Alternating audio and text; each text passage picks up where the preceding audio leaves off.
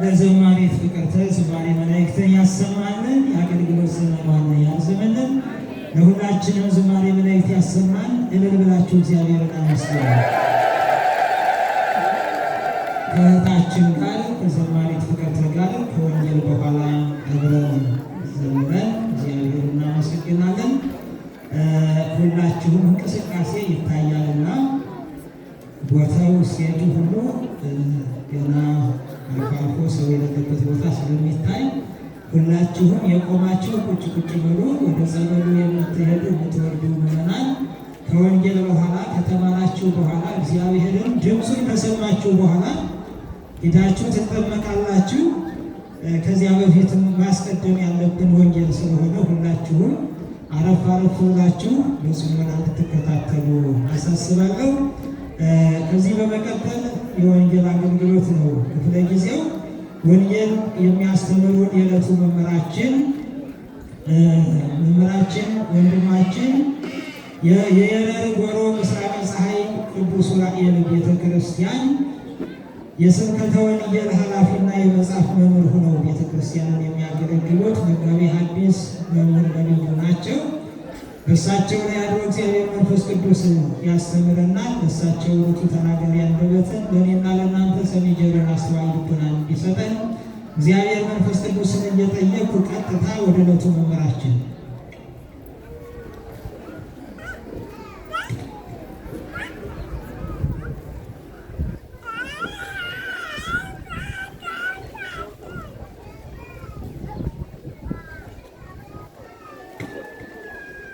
በስመ አብ ወወልድ ወመንፈስ ቅዱስ አሐዱ አምላክ አሜን። ክርስቶስ ተንሥአ እሙታን አሰሮ ለሰይጣን ሰላም ኮነ። የተከበሩ አባታችን መላከ ምሕረት አማረ አበበ የዚህ ታላቅ ደብር ዋና አስተዳዳሪና የመንጋው ጠባቂ፣ የሁላችንም አባት የተከበሩ መምህራችን ሊቀ ስዩማን መጋቤ ሥርዓት መንገሻ ወለሰንበት ወለ ሚካኤል፣ የተከበሩ አባታችን በኩረ ምዕመናን በምሌ፣ የደብሩ ምክትል ሊቀመንበር፣ የተከበሩ መምህራችን መላከ ምሕረት መምህር ደጀኔ፣ የዚህ ታላቅ ደብር የስብከተ ወንጌል ኃላፊ፣ መምህራነ ወንጌል ምንታሸቱ፣ እንዲሁም በማኅሌቱ ላይ ስርዓተ እግዚአብሔር ስታደርሱ ያደራችሁ ሊቃውንት፣ ቀድሳችሁ ያቆረባችሁን ካህናት፣ ዲያቆናት፣ የሰበካ ጉባኤ አባላት፣ የሕንፃ ሰሪ ኮሚቴዎች በዛሬው ዕለት ቅዱስ ጋብቻችሁን በቅዱስ ሥጋው በክቡር ደሙ የመሰረታችሁ ሙሽሮች፣ ምዕመናን ወምዕመናት፣ አባቶች፣ እናቶች፣ ወንድሞች፣ እህቶች፣ ሕፃናትን ጭምር በኃያሉ በእግዚአብሔር ስም ሰላም እላችኋለሁ። እንደምን አደራችሁ? እንደምን ሰነበታችሁ? እንደምን አላችሁ? እንኳን አደረሳችሁ።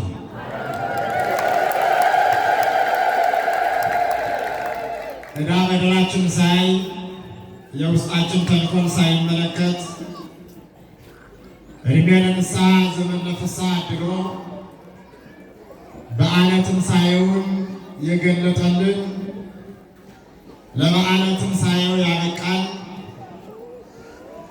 ፋሲካውን ያወጀልን ገናናው አምላካችን ልዑል እግዚአብሔር የተመሰገነ ይሁን። አመስግኑት።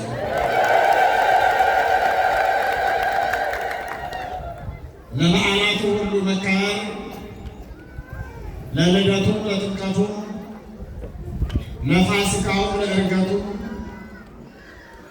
መከበር ምክንያት የሆነችን እናታችን ንጽሕተ ንጹሐን ቅድስተ ቅዱሳን ድንግል ማርያም ናትና ከቅዱሳኑ ጋር ክብርና ምስጋና ይግባት። አመስግኗት። ማን ያስተምረን? ማን ይምከረን? ማን ይባርከን? ማን ይቀድሰን? ይሄ አውቀንና ተረድተን እኔ የምሆን እናንተ እግዚአብሔር የሚለንን እንድንሰማ ባለቤቱ እግዚአብሔር ይርዳል። ሰላም ለእናንተ ይሁን። የምንማማርበት የትምህርታችን ርዕስ ይሄ ነው። የምናገኘው የሉቃስ ወንጌል ምዕራፍ 24 ቁጥር 33 ጀምረን ስናነብ ነው።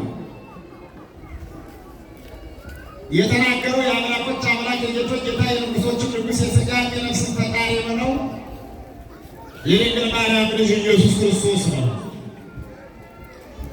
የተነገራቸው በወቅቱ በጊዜው በሰዓቱ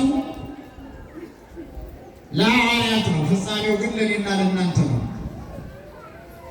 በሰላም እጦት ለማዘን ነው። በሰላም እጦት ለተረበሽ ነው። በሰላም እጦት መከራችን እየበላን ላለነው ለእኛ በሐዋርያት አንጻር ለእኛ ሲያስተምረን ሰላም ለእናንተ ይሁን አለ። ሰላም ለማን ይሁን ይበላል? ተናገሩ። ኧረ ለእኛ ይሁን። ሰላም ከሌለ እንደ ልብ መዛወር በጥረት መክበር አይቻልም። አሁን ላይ ከዚህ ወዲያ ወዲህ ልንል ይሆናል። ወደ ገጠሪቷ ኢትዮጵያ ሄደን ግን በሰላም መመለስ አንችልም። ሰላም ስለሌለ ሰላም ከሌለ ቤት ሰርቶ ትዳር መስርቶ ልጆች አፍርቶ መኖር አይቻልም። ሰላም ከሌለ የዕለት ከዕለት ግብርን ማከናወን አይቻልም። ሰላም ከሌለ እንደዚህ ተረጋግቶ የእግዚአብሔርን ቃል መስማት አይቻልም። የሰላም ጥቅሙን የምናውቀው ሰላም ስናጣ ነው። የሰላም ታላቅነቱን የምናውቀው ሰላም ስናጣ ነው። የሰላም እነሆ ዋጋውን የምናውቀው ሰላም ስናጣ ነው። ወደ ራሳችን እንመለስ። ሰላም በብዙ መንገድ ይጠፋል። ከግል ሕይወታችን ስንነሳ ስንታመም ሰላም እናጣለን። ስንታመም ምን እናጣለን? ወገኖች ተናገሩ። በጣም ሰላም እናጣለን። የህመም ጊዜያችሁን እዩት። የህመም ጊዜያችንን እንየው። ህመም በውስጣችን ሲከሰት አልጋ ላይ ስንሆን እንደተዋን ስንጣበቅ ዕለተ ሞታችን ስንጠባበቅ አቤት የሌሊቱ ርዝመት አስታውሳችሁታል? ሌሊቱ የማይነጋ ሌሊት ይገጥመናል። የማይመች ፍራሽ ይገጥመናል። የሚኮሰኩስ አንሶላ ይገጥመናል። ምናችን ስለተወሰነ ይመስላችኋል እንዲህ የሚያደርግ? ተናገሩ። ሰላማችን ስለተወሰደ በህመም ምክንያት በደዌ ምክንያት ሰላማችን ስለተወሰደ እጅግ በጣም አስቀያሚ ሌሊት ይገጥመናል።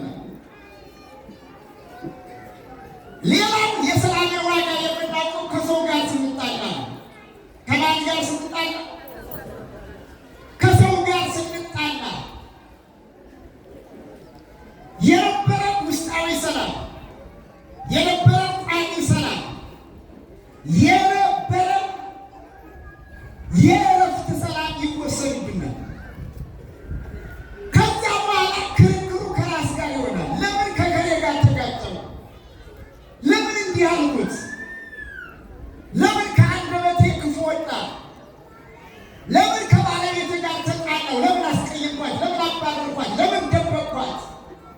ለምን ዋሸዋት?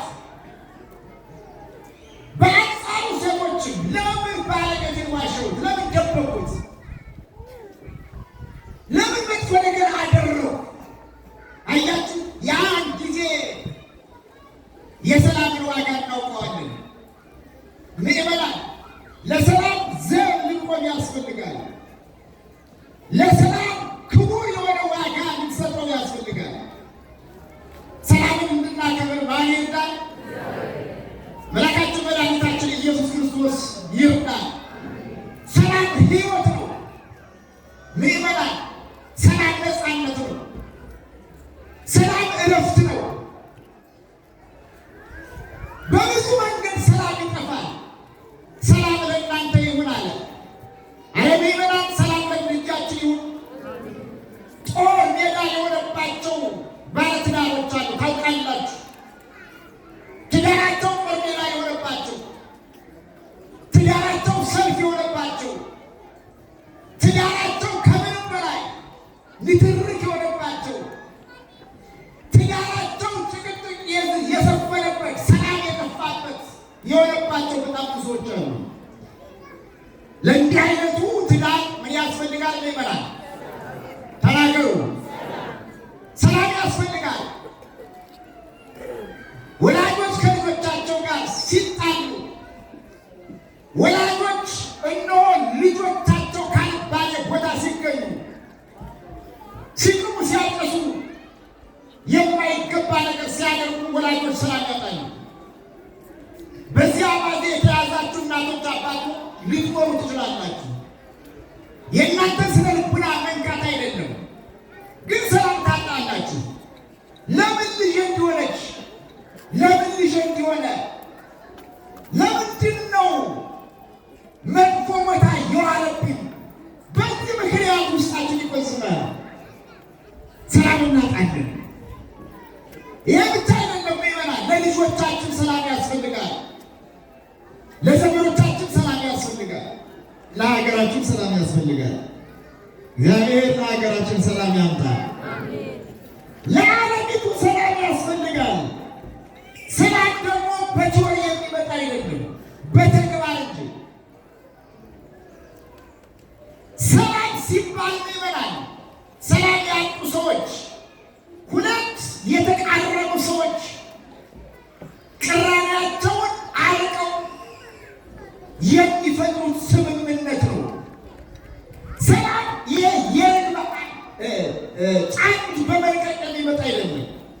ሰላም የርግብ ሐውልት በማቆም የሚመጣ አይደለም። ያ አይደለም ሰላም። ሰላም በመሳሪያም አይመጣም። በመሳሪያ የሚመጣ ሰላም ደግሞ ምንጊዜም መሳሪያን አንግቦ መኖርን ይጠይቃል። በመሳሪያ በብረት የሚመጣ ሰላም ምንጊዜም ብረትን ተሸክሞ መኖርን ይጠይቃል። ሰላም የሁለት ተቃራኒ ሰዎች ግቡብነት ነው። ሰላም በውይይት የሚመጣ ነው። ሰላም በፍቅር የሚመጣ ነው። ሰላም በውይይት የሚመጣ ነው። ሰላም በቲዎሪ ብቻ ሳይሆን በተግባርም የሚመጣ ነው። የተግባር የሰላም ሰዎች እንድንሆን ማን ይርዳን? አምላካችን መድኃኒታችን ኢየሱስ ክርስቶስ ይርዳን። የሰላም መጥፊያ መንገዱ በጣም ብዙ ነው። ሰላም የሚታጣበት መንገዱ፣ በእርግጥ የሚመጣበትን መንገዱ ብዙ ነው። ለምሳሌ ሰላም ከምን አኳያ ይጠፋል? ሰውና እግዚአብሔር ሲጣሉ ሰላም ይጠፋል። ይህን ስላችሁ የተወደዳችሁና የተከበራችሁ እግዚአብሔር ቤተሰቦች፣ ሕሊና ያለው ነው። ሰላም ያለው ሕሊና ያለው ሰው ነው። ሕሊና የሌለው ሕሊና የለው። ሕሊና የሌለው ሀገር ብትሸጥ ጉዳዩ አይደለም። ሕሊና የሌለው እናቱ ብትሸጥ ጉዳዩ አይደለም። ሕሊና የሌለው ሃይማኖቱ ቢሸጥ ጉዳዩ አይደለም። ሕሊና የሌለው መስቀሉ ቢሸጥ፣ ቅርሱ ቢሸጥ ጉዳዩ አይደለም። ሕሊና የሌለው ወገኖች ራሱንም ቢሸጥ ጉዳዩ አይደለም። ሕሊና ላላችሁ፣ በሃይማኖት ለጸናችሁ፣ በምግባር ለቀናችሁ ለእናንተ ነው ሰላም ዋጋው ክብር እንደሆነ የምንነግራችሁ። ለሰላም ዘብ እንድንቆም ማን ይርዳን? አምላካችን መድኃኒታችን ኢየሱስ ክርስቶስ ይርዳን። ይርዳን። ሰላም ለእናንተ ይሁን አለ። ሰላም ለማን ይሁን ይበላል? ኧረ ተናገሩ። ኧረ ለእኛ ይሁን። በብዙ መንገድ እየተረበሽ ነው። በብዙ መንገድ እየተጨነቅ ነው። ወጥቶ ለመግባት ተኝቶ ለመነሳት ምን ይፈጠር ይሆን እያሰብን ነው። ሰላማችን በብዙ መንገድ ተወስዶብናል። ሰላም ያስፈልገናልና እውነተኛ ሰላም የሚሰጠው እግዚአብሔር ነውና ወደ እግዚአብሔር እንድንለምን ማን ይርዳን? የዓለም ስጋት እኛንም ዳርጎናል። በዓለም ላይ ነው ያለውና ዓለም ቀውስ ውስጥ ነች። ዓለም ሽብር ውስጥ ነች። ባለስልጣኖቿ ወዝውዘው ገደል ውስጥ ሊጨምሯት አጣጥፈው ሊያኖሯት እየቃተቱ ነው። ምንመናል እንድናስተውልና ራሳችን እንድናዘጋጅ ማን ይርዳን? አምላካችን መድኃኒታችን ኢየሱስ ክርስቶስ ይርዳን። ሰላም ለሁላችሁ ይሁን አለ። ሰላም ለእናንተ ይሁን አለ። የኔና የእናንተ ጌታ አምላካችን መድኃኒታችን ኢየሱስ ክርስቶስ ሰውና እግዚአብሔር ሲጣላ ሰላም ያጣል። ለምሳሌ የቀደመው ሰው አዳም ከማን ጋር ተጣላ? ምን በማድረግ ተናገሩ? ዕፀ በለስን በመብላት። ልብ በሉ ምዕመናን፣ ሕግ ጣሰ፣ ትእዛዝ አፈረሰ፣ የማይገባ ስራ ሰራ፣ የማይሆን ነገር አሴረ፣ ቅጠል በጠሰ፣ አትብላ የተባለውን በላ። አትብሉ የተባለውን ነገር የማይበላ ከሆነ ምን ነገር እንደሚያመጣ እዩ ይመናል። ከዚያ በኋላ አትብላ የተባለውን ነገር ስለበላ ተሹሞ ተሻረ፣ ገነት ገብቶ ተባረረ። ሁሉ አግኝቶ ሁሉን አጣ፣ ተጠቅሞ ተጎዳ፣ የጸጋ ልብሱን ተገፈፈ። የማይሆነውን እሆናለሁ ሲል የሆነውን አጣ። የማልሆነውን እሆናለሁ ስንል የሆነውን እናጣለን ይመናል። የማይኮን አይኮንም። ስለዚህ ልናስተውል ይገባል። ትልቁ ዳኛ እግዚአብሔር ነው። ትንሹ ዳኛ ደግሞ ሕሊና ነው። ሃይምሯችን ጭንቅላታችን ውስጣችን ላይ የተሳለው ሃይምሮ እኛን ሊዳኘን ነው። በዚህ ውጡ በዚህ ግቡ ብሎ ሊያሰማራን ነው። የማይታየው የማይለየው የማይጨበጠው የማይዳሰሰው ይሄ ውስጣችን እየተሳለው አሁን እየተናገረ ያለው አሁን እየሰማ ያለው ይህ የማይዳሰሰው ሃይምሮ እኛ ሊገዛ ነው የተቀመጠው ይመናል። ስለዚህ ልናሰረው ያስፈልጋል። ማሰራት ማለት ደግሞ ወደ መጥፎ ነገር አለመሄድ ነው። ወደ መጥፎ ነገር እንዳንሄድ ማን ይርዳን? እግዚአብሔር ይርዳን። ያልሆነው የማልሆነውን ለመሆን እንዳንቃትት ቆም ብለን ልናስብ ያስፈልጋል። እና የማይሆነውን እሆናለሁ ሲል የሆነውን እንዳጣ ይተርካል። ከዛ በኋላ ነበረ ይገርማቸዋል፣ ከፈጣሪው ጋር ተጣላ። ከማን ጋር ተጣላ? ማን? አዳም። አያችሁ፣ ሰው ከእግዚአብሔር ጋር ሲጣላ ሰላም ያጣል። እዛ የነበረው ሰላም ተነጠቀበት፣ የነበረው ሰላም ተወሰደበት። በምትኩ ፍርሃት፣ ጭንቀት ተለቀቀበት። ይገርማቸዋል። የጸጋ ልብሱን የብርሃን ልብሱን ተገፎ ፍርሃት ተለቆበት የበለስ ቅጠል ለብሶ የገባው ጫካ ውስጥ ነው። ምን ውስጥ ነው አልኳቸው? ሰላም አጥቶ ጫካ ውስጥ ተለበቀ። ሰላም ስንናጣ፣ ከሰው ጋር ስንጣላ፣ ከእግዚአብሔርም ጋር ስንጣላ ደብቁኝ ደብቁኝ እንላለን። ደብቁኝ ደብቁኝ ከሚያሰኝ ኃጢአት እንድንጠበቅ ማን ይርዳን? አምላካችን መድኃኒታችን ኢየሱስ ክርስቶስ ይርዳን። ሰላም ለእናንተ ይሁን አለ። ሌላው ሰው ከሰው ጋር ሲጣላ ሰላም ያጣል። ሰው ከማን ጋር ሲጣላ ተናገሩ? ሰው ከሰው ጋር ሲጣላ የነበረው ሰላም ይወሰድበታል። አሁን ሰው ከእግዚአብሔር ጋር ሲጣላ ሰላም እንደተወሰደበት እንደሚወሰድበት በአዳምና በእግዚአብሔር ዘንድ አይተናል።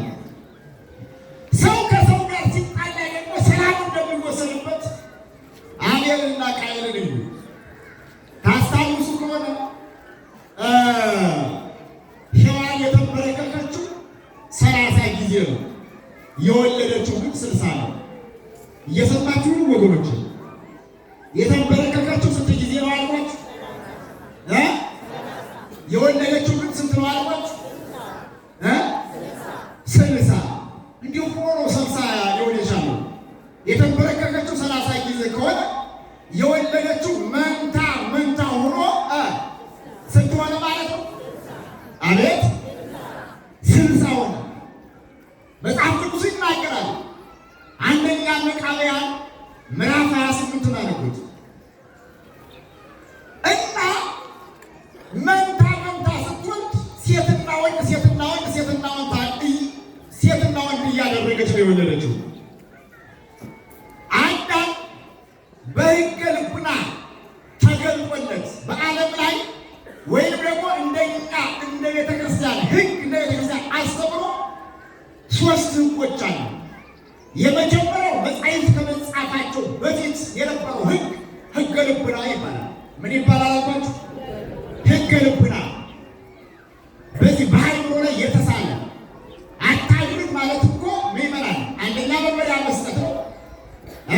ሌላው ደግሞ አታድርግ የሚል መጥፎ ነገር አትስራ የሚል ሕግ በአእምሮ ስለወለት ነው የፈጠረው እና ሕገ ልቡና ነው። ከዛ ከሕገ ልቡና አንደኛው ሕገ ልቡና ነው። ሁለተኛው ደግሞ ሕገ ኦሪት ነው። ሕገ ምንድን ነው አልኳችሁ? ሕገ ኦሪት ሲባል ክርስቶስ ከመወለዱ በፊት የነበረው አምላካችን መድኃኒታችን ኢየሱስ ክርስቶስ የእኛን ሥጋ ከመልበሱ በፊት የነበረው ሙሴ ሕዝበ እስራኤልን ይመራበት የነበረው ሕገ ኦሪት ይባላል። የብሉይ ኪዳኑ ሕገ ኦሪት ይባላል። አሁን ላይ እኛ የምንመራበት ሕግ ደግሞ ምዕመናን ሕገ ወንጌል ይባላል። ማን ይባላል? ሕገ ወንጌል ይባላል። እኛ እየተመራን የመጣነው በእነኚህ በ3ቱ ሕጎች ነው። እነኚህ 3ቱ ሕጎች አሁንም ያገለግላል። አእምሮ ያለው ሁሉ ምንም መጻሕፍት ባይጻፍለትም ቅሉ አእምሮ በራሱ ይመራዋል፣ ይሰራዋል። ጥሩ ያልሆነውን አታድርግ ይለዋል። ጥሩ ያልሆነውን እንዳናደርግ ማን ይርዳል? አምላካችን መድኃኒታችን ኢየሱስ ክርስቶስ ይርዳል። ሰላም ለእናንተ ይሁን፣ ሰላም ለሀገራችን ይሁን እና ዘመድ ከዘመድ መጋባት እንደሌለበት በሕገ ልቡና ተገልጦለት አዳም ልጆቹ ወንዶቹ ለአቅመ አዳም ሴቶቹ ለአቅመ ሔዋን ሲደርሱ ምን አድርጎ አጨ መሰላችሁ? የአቤልን መንትያ ዕለት ጽንስ ካገናኛቸው ዕለት ጽንስ ያላገናኛቸው ይራራቃሉ አለ። ይህን አለና የአቤልን መንትያ ለቃየል የማንን መንትያ ተናገሩ? የአቤልን መንትያ ለቃየል፣ የቃየልን መንትያ ደግሞ ለማን አጨ? ተናገሩ። ለአቤል አጨ። የቃየል መንትያ መልከ ጥፉ ናት ይላታል። በትርጓሜው ስልት መልኳን በጣም ያክፋፈዋል። እንዲህ ነው የሚላት ጸጉረ ላውጫ አይነ መጭማጫ ናት ይላታል። የቃየል መንትያ እግረ ዘነዘና አንገተ ጠናና ናት ይላታል። የቃየል መንትያ ጥርሰ ገጫና ደረተ ማንጫ ናት ይላታል። የቃየል መንትያ እግረ ወለፎ አፍንጫ ለፎ ናት ይላታል። የቃየል መንትያ እና ይሄ የትርጓሜው ስልት ነው። ቋንቋው ደግሞ ይገባቸዋል። እጅግ በጣም አስቀያሚ ናት እንደማለት ነው፣ ሌላ አይደለም።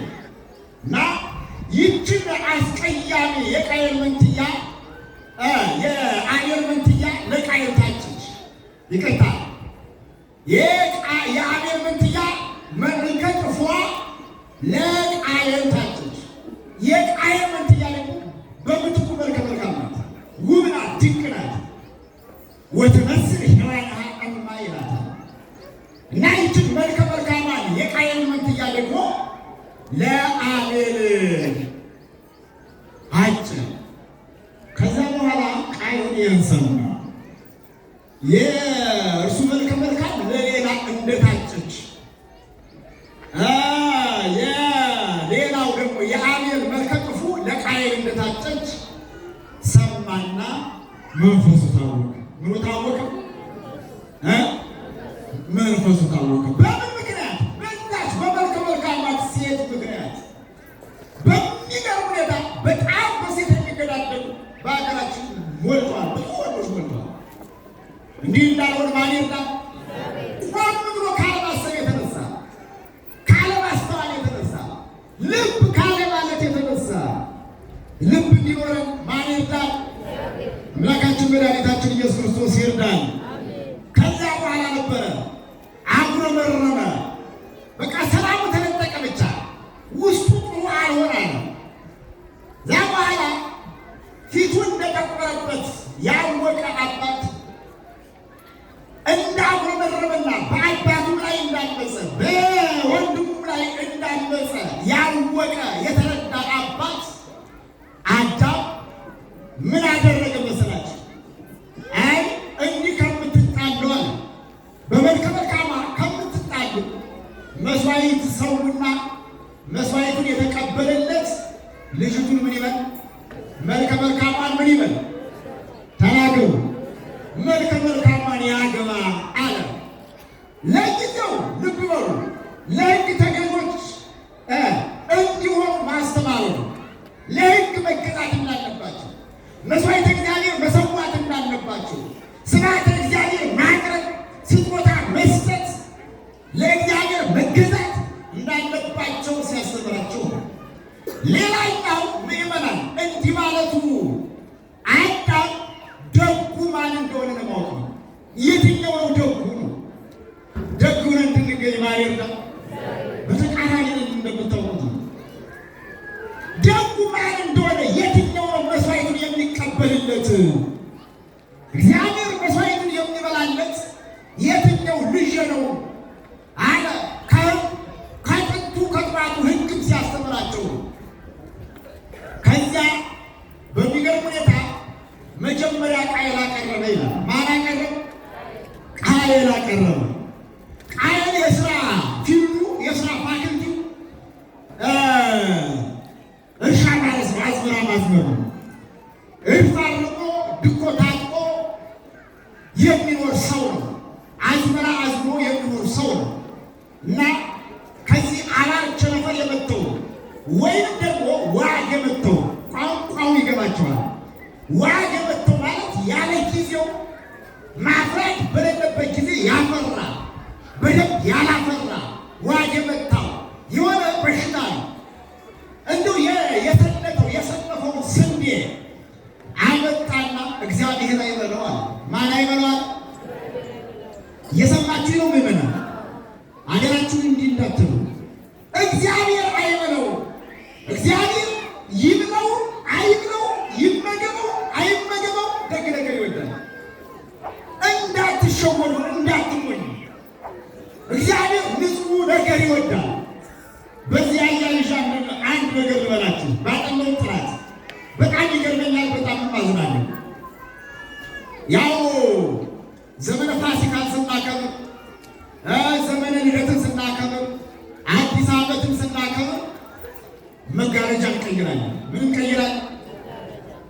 እኔ ተናገሩት። መጋረጃ እንቀይራለን፣ ሶፋ እንቀይራለን።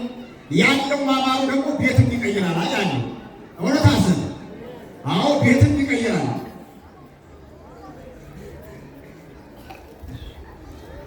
ቤትም ይቀይራል እና እንደያቅሙ ብቻ መቀየር ያለበትን ይቀይራል። እማንችለው ራሳችንን መቀየር ነው። የሚጠቅመን ግን ራሳችንን መቀየር ነው። ራሳችንን ወደ በጎ ነገር እንድንቀይር ማን ይርዳን? አምላካችን መድኃኒታችን ኢየሱስ ክርስቶስ ይርዳን። እና በጣም ብዙ ሰው አይታችሁ ከሆነ መጋረጃ ይቀይራል። መጋረጃ ሲቀይር አዲሱን መጋረጃ ገዝቶ አምጥቶ ለራሱ ይሰቅልና አሮጌውን ከቃራውሮ አምጥቶ ለቤተክርስቲያን ይሰጣል። በጣም ብዙ ሰው ልኩኛል። አሮጌውን ምንጣፍ አዲሱን ለራሱ ያነጥፍና አሮጌውን ምንጣፍ አምጥቶ ቤተክርስቲያን አንጥፎ ይሰጣል። እንዲህ አይደረግ ነው። እንዲህ እንዳናደርግ ማን ይርዳን? አምላካችን መድኃኒታችን ኢየሱስ ክርስቶስ ይርዳን። እና መደረግ የሌለበትን ልንገራችሁ ብዬ ነው። ሰላም ለእናንተ ይሁን። ሰላም ለማን ይሁን? አቤት ሰላም ለእናንተ ይሁን። እዚያ ደጉ ማን እንደሆነ ለማወቅ መስዋዕት ሰዋለ። መስዋዕቱን ያ ቃየል ጥሩ ያልሆነ መስዋዕት አቀረበ። ይነጸረ እግዚአብሔር ናይለ ቃየል ወላይለ መስዋዕቱ። እግዚአብሔር የቃየልን የልቡን ጠማምነት የመስዋዕቱን አለመበጀት አየና ሳይቀበልለት ቀረ።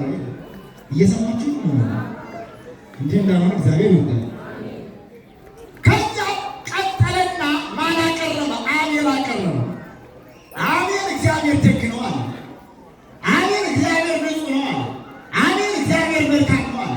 አቤል ምእመናን እግዚአብሔር ቅዱስ ነው አለ። አቤል እግዚአብሔር ቸር ነው አለ።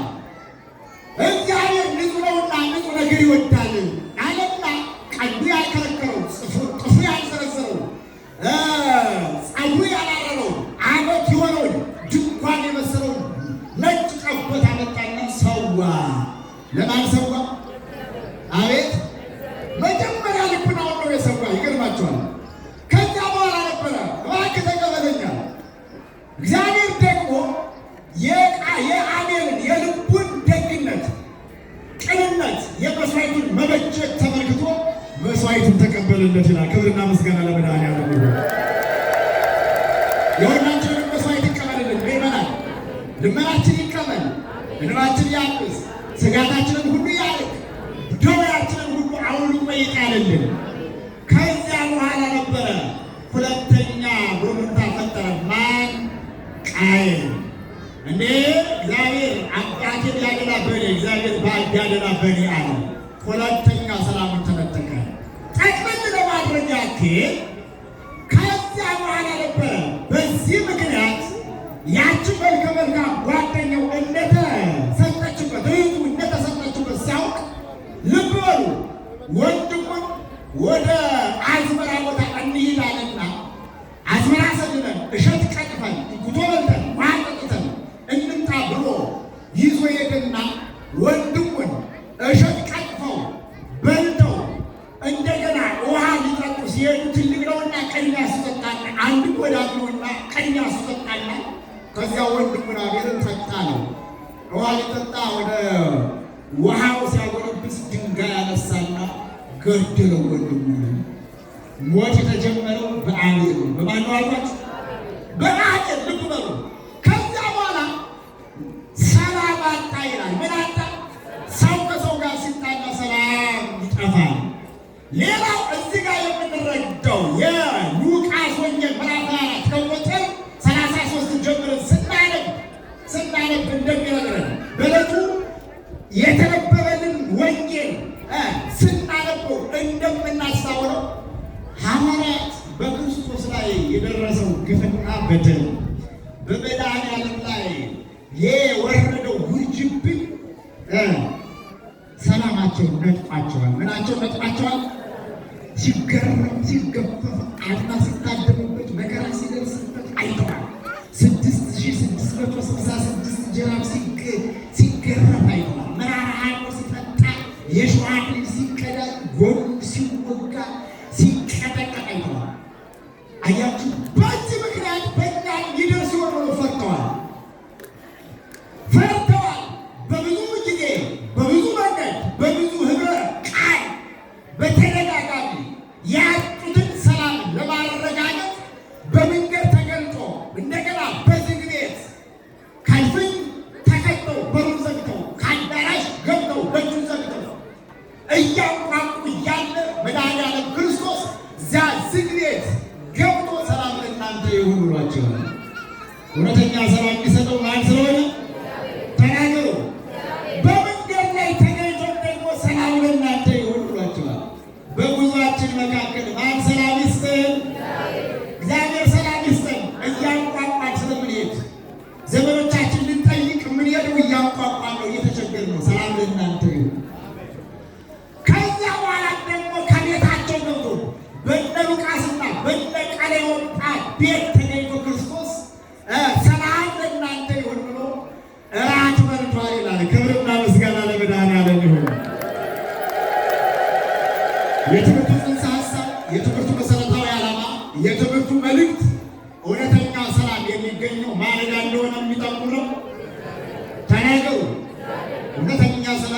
የሚገኘው ከምድር ሳይሆን ከሰማይ ነው። እውነተኛ ሰላም የሚገኘው ከዚህ ከጊዜያዊ ዓለም ሳይሆን ከዘላለማዊ ዓለም ነው። እውነተኛ ሰላም የሚገኘው ከሰዎች ሳይሆን ከእግዚአብሔር ነው። እውነተኛ ሰላም የሚገኘው ምእመናን ከምንም በላይ ከፈጣሪ ነው። ይሄን አውቀንና ተረድተን ሰላምን ከእርሱ እንድንሻ ሰላምን ከእርሱ እንድንፈልግ አምላካችን መድኃኒታችን ኢየሱስ ክርስቶስ ይርዳን። ያስተማረን የመከረን የባረከን የቀደሰን ቅዱሳን አምላክ ነው እግዚአብሔር የተመሰገነ ይሁን። ሰውን በሃይማኖት ሀገሩን በረድኤት ይጠብቅልን። ይቅርታ እየጠየቅኩ ነው። ለመምህራኑ አልነገርኩም። እውነት ለመናገር ክቡር አስተዳዳሪውንም በደንብ አውቃቸዋለሁ። በጣም የልማት አለመኛ የማየት ድምቀት ውበት ናቸው። በሁሉም መንገድ የተማሩ አባት ናቸው። ከእነኛ አይነት አባቶች ጋር አብረን ሆናችሁ ልማቱን ማልማት የእናንተ ድርሻ ነው። አልምተን እንድንጸድቅ ማን ይርዳን? አምላካችን መድኃኒታችን ኢየሱስ ክርስቶስ ይርዳን። ምርቃቱን ጠርቻቸው ነበር፣ ግን በስብሰባ ምክንያት አልተገኙም። ትንሽዬ መጽሐፍ ይዤላችሁ መጥቻለሁ። አባቶችን የደብሩን ስብከተ ወንጌል ኃላፊ የጋበዙኝንም የታሸጉንም አልጠየኩም። ዝም ብዬ የቤተክርስቲያን ልጅ ያው ማምጣት አለብኝ ብዬ ሌላ መስጊድ አንሽልም። ምንሽሉ ለእናንተ የምናዘጋጀው ለእናንተ ነው። ጸሎትና ጥቅም የምትል መጽሐፍ እዚህ በፊት 3 መጽሐፎች ጽፌያለሁ። ይህች 4ኛ መጽሐፌ ናት። ሌላ ትልቅ መጽሐፍ ለማዘጋጀት ይህችን መሸጥ ስለነበረብኝ ይህችን አዘጋጅቼ ለእናንተ አምጥቼላችኋለሁ። ጸሎትና ጥቅሙ፣ የጸሎት ትርጉሙ፣ የጸሎት ጥቅሙ፣ እንደገና ክርስቶስ በመስቀል ላይ የተቀበላቸው መከራዎች፣ ከዚያም ባሻገር የምንጸልይባቸው የሰባቱ የጊዜያት የጸሎት ጊዜያት ትርጉማቸው በዚህ ውስጥ አለ። 200 ብር ነው። በኋላ ላይ ምርታችሁ መውሰድ ትችላላችሁ። እየተወደዳችሁና የተከበራችሁ እግዚአብሔር ቤተሰቦች፣ ሌላው ሚዲያው ለእናንተ መገልገያ ነው። እኛ በአፍን በመጻፍ ስናስተምር፣ እናንተ ደግሞ ሚዲያውን በማስተዋወቅና በሚዲያው ቤተክርስቲያኗን በማስተዋወቅ እንድታስተምሩ ነቢዩ ሚዲያ ይላልና እዚያ ውስጥ ዩቱብ ውስጥ ገብታችሁ ሸር ሰብስክራይብ እንድታደርጉ በእግዚአብሔር ስም እናሳስባለን። ሰላም ለማን ይሁን? አቤት። ሰላም ለሀገራችን ይሁን፣ ሰላም ለዓለማችን ይሁን፣ ሰላም ለልጆቻችን ይሁን፣ ሰላም ለሁላችን ይሁን። ይቆየን። ላስተማረን፣ ለመከረን፣ ለገሰጸን ለልዑል እግዚአብሔር ዛሬም ዘወትርም በስመ አጠራሩ ምስጋና ይግባው። እልል በላችሁ እግዚአብሔርን አመስግኑ።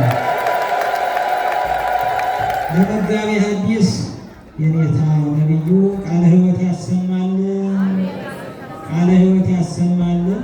የአገልግሎት ዘመናቸውን ያርዝምልን። እንግዲህ በብዙ መልኩ ሰላም አጥተን የምንኖር ብዙዎች እንኖራለንና ሰላም ከማን እንደሚገኝ ጠቁመውናል። ሰላማችን እንዲሰፍን የሰላምን ባለቤት እግዚአብሔርን አውቀን ቀርበን ጠይቀን ሰላማችን እንድናገኝ እግዚአብሔር መንፈስ ቅዱስ ይርዳን። በተማርነው 30፣ 60 መቶ ፍሬ አፍርተን እነሆ ንስሐ ገብተን በምድር በረከትን በሰማይ ተስፋ የምናደርጋትን መንግሥቱን እንድንወርስ የአምላካችን ፍቃዱ ይሁን። ከዚህ በመቀጠል ማስታወቂያዎችን በኋላ እንነግራችኋለን። ቀጥታ ወደ መጨረሻው የዝማሬ አገልግሎት ነው የምንሄደው። የተቀመጣችሁ አሁንም ብድግ ብላችሁ አብረን እንዘምራለን። ከዘማሪት ፍቅርተ ጋር የመጨረሻውን ዝማሬ አብረን እንዘምራለን። የራቃችሁ ቀረባችሁ በአባቶቻችን ተባርከን እንሄዳለን። በመጨረሻ ከዘማሪት ፍቅርተ ጋር አብረን እግዚአብሔርን በእልልታ በነገራችን ላይ በዛሬው ዕለት በሥርዓተ ቤተ ክርስቲያን በሥጋው ደግሞ ሥርዓተ ጋብቻ የፈጸሙ 2 ጥንዶች አሉ። እስኪ ለእነሱም እግዚአብሔርን እልል ብላችሁ አመስግኑላቸው። አሁን የዝማሬ ሰዓት ስለሆነ ወደዚህ ወደ ምሕረቱ ቀርበው እነሱም አብረው እንድታዩዋቸው በዘምሩ ይደረጋል። ከእህታችን ጋር አብረን ዘምራለን።